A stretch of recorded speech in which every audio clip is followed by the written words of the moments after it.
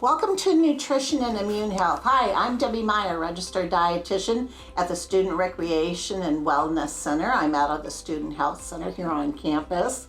Today I'll be speaking on the effects that nutrition has to play with the immune system and things that we can do to support our immune system, not necessarily boosting it because our immune system is pretty much takes care of us on a day-to-day basis, but things that really can support the immune system.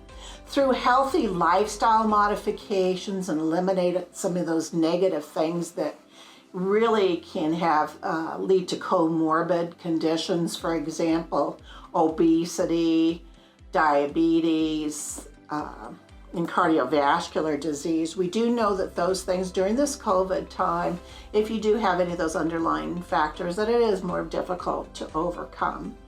There's small things that we can do that really add up. And as you can see over here on the nutrition table, I have a 5-pound fat model. And if you overconsume 500 calories every day over the course of the week, it can cause approximately a 1-pound weight gain. So you take a look at what you're doing over the course of 5 weeks, and we do know COVID's been months and months. This is what can result. This is a 5-pound fat model. It can contribute to obesity or being overweight. Along with 6 feet distancing, along with washing our hands rigorously, along with wearing our face masks and avoiding touching our face, our eyes, our nose, and our mouth, and washing our hands for, like I said, for 20 seconds, there's other detriments that come into play. For example, one is smoking. Avoidance of smoking is extremely important during this time, and trying to stay away from secondhand smoke. When I'm talking about smoking, I'm talking about not only cigarettes, but e-cigarettes and vaping should be avoided. Alcohol comes into play too, because alcohol can affect our vessels, can affect our heart, all of our major organs in our body. And avoidance of alcohol or reduced in alcohol, and everybody says, well, you know, how much is a drink? Debbie, how much is a portion? If you look at serving sizes, and it's really fairly easy. A 12-ounce beer, for example, would be versus a 5-ounce glass of wine, which would be comparable to a 1.5-ounce shot of your hard liquor. That's one serving. Even the American Heart Association, American Cancer Society, they're recommending no more than 1 drink for a female per day and no more than 2 drinks for a male to be in that safety range. Getting adequate sleep, of course, being a college student, oftentimes sleep is a premium, but approximately 7 to 8 hours of sleep per night is ideal. Under 5 hours or 5 hours or under, oftentimes we'll see a person can gain weight, and whether or not that's our resistance or there's more time to eat in that time frame is still up for debate. Getting a handle on stress, evaluating your stress level, seeing the things that you're doing under stress, or maybe have somebody else identify them for you. For example, one of my students came to me, presented their food journal, and I always ask for a person to reflect back. Well, usually they don't eat potato chips or corn chips or tortilla chips, but they were consuming on a routine basis almost all day at their computer or on the couch. So that can contribute to unwanted calories, again, going back to the 5-pound fat model. So it's important to see what we really do under stress. Some people don't eat under stress, and some people do overeat. So get a handle on stress, learn some stress management techniques. There's all sorts of excellent apps to use at bedtime. But what I do recommend, and what the authorities recommend, is to really shut down, tune out approximately 1 hour prior to bedtime. That's extremely important, so we get rid of all that screen time and we can rest. And then perhaps it's going back to talking with, maybe a loved one in your home, calling a friend, reading a book, reading a magazine, something that's really not going to require a lot of energy. Usually will help you fall asleep faster, but the 7 to 8 hours is a recommendation. Incorporation of exercise is extremely important. If you go to the American College of Sports Medicine, go to their website, they're really recommending about 5 days per week, 30 minutes a day, and incorporating 2 days per week of resistant weight training. But they do have some excellent guidelines. I recommend checking with your medical provider, especially if you have any underlying problems. For example, sore knees, obesity could be a factor, high blood pressure, and get really clearance on what to do and how to do it, and get some guidelines. We do have the Recreation and Wellness Center is open. We do have great classes, and also you can meet with a personal trainer as well. Just come up to the second floor and they can help you out. The important thing too is, we look at most people they want a quick fix. They want a quick fix for weight loss. They want a quick fix for prevention of COVID or to help us along the road in recovery. There is no one food, there's no one diet. Research is coming out day to day with the COVID virus and things that work really well and things that don't. One of the things I do not recommend are all these supplements that are being marketed on social media. Some supplements can actually be dangerous. For example, zinc is one of those key nutrients that does help the immune system, as well as vitamin C, as well as protein, selenium, and some other key nutrients. But to take zinc by itself can cause decreased absorption of copper and a deficiency. So I don't recommend any supplementation at all unless the physician recommends it. And it's important to remember that supplements are to supplement a healthful diet, or if you do have a deficiency, not to use all the time. Eating a healthy diet is really important to help our immune system because, like I said, there's key nutrients in a lot of the things that we eat, but it's also varied in the food groups that we eat.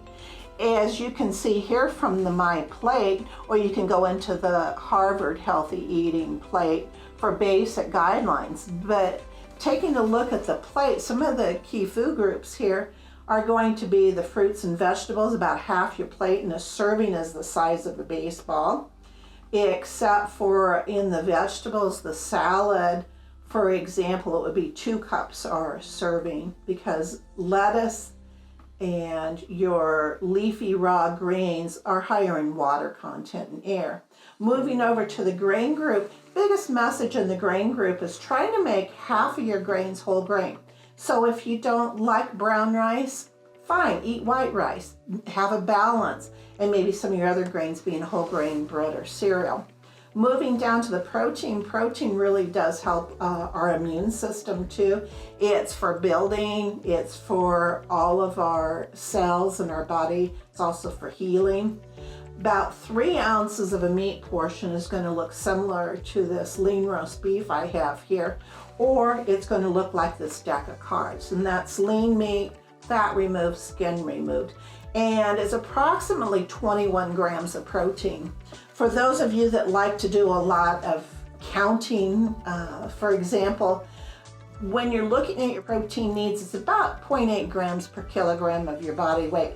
So taking a 150-pound person, that's about 68 grams of protein. And remember, that's 21 grams right there. The dairy group, the final group here, is really important. That would be products that come from cow's milk, could be milk, could be cottage cheese. And a dairy serving is roughly a cup of milk. And in a cup of milk, you're getting approximately 300 milligrams of calcium, and your need is approximately 1,000 as an adult. So it's important for maintaining, we always think about our bones and our teeth, but it's also for blood, muscle contraction, etc. So taking a look at a variety in moderation.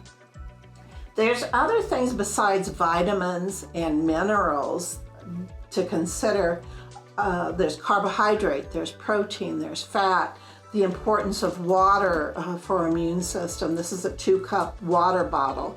So we need probably as a baseline somewhere around 3 to 4 of these containers per day for function. But that's extremely important. The other things that are in some of the foods that are protective for the cell wall, one is called phytochemicals. Phyto means plant, chemicals.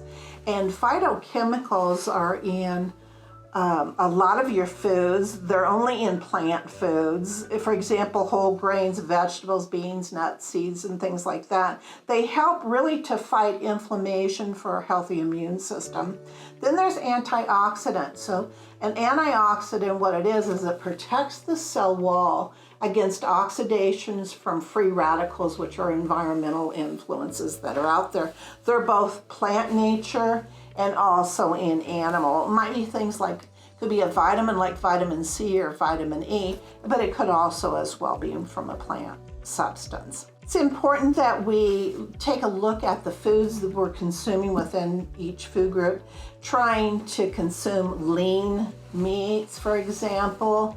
Lean meat would be things like chicken breast, turkey breast, lean ham, lean roast beef, versus those processed foods that have a lot of sodium and can have a lot of fat, like hot dogs, for example.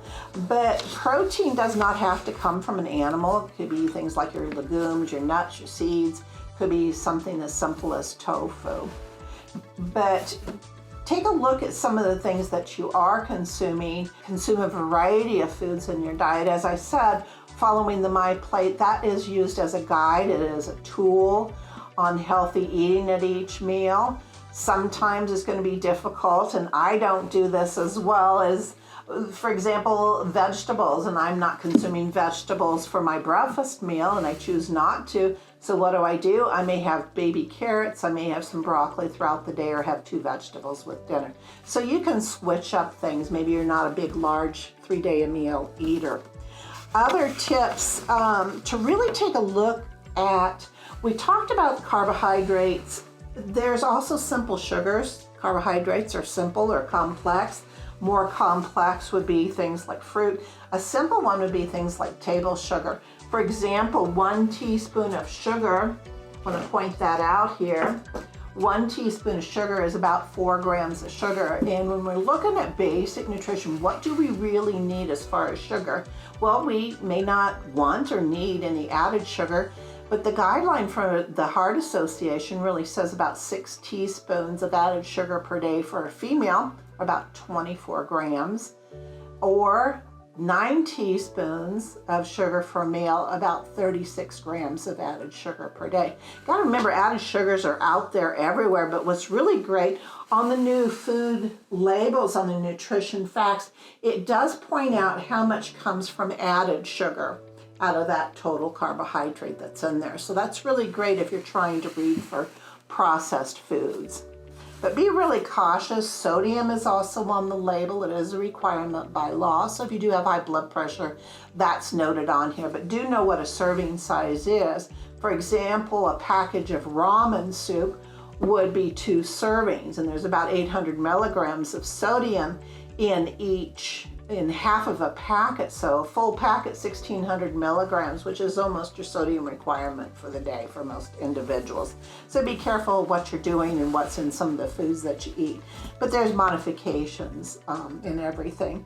And like I said before, stay hydrated. It's really important with your immune system. So that 6 to 8 cups of water per day is really important. Tips that you can do during this COVID time is ordering curbside or have your food delivered. Oftentimes it saves a lot of money if you start to learn how to meal prep. There's all sorts of ideas. There's things on YouTube. You can actually Google ways of prepping meals out. And actually some of the sites do have menus and grocery lists. But another thing to avoid staying in the store for a long period of time, if you choose to go in, is to have your shopping list. Develop your menu. Then develop your shopping list. Have your shopping list in hand so you can scamper through the store rapidly. Inventory all the things that you have at home in your pantry, in your freezer, and in your refrigerator before you go. But try to be as organized as you can once you go to the store. Upon returning, what's a little bit safer to do is make sure you do wash your hands for that 20 seconds briskly under water with plenty of soap.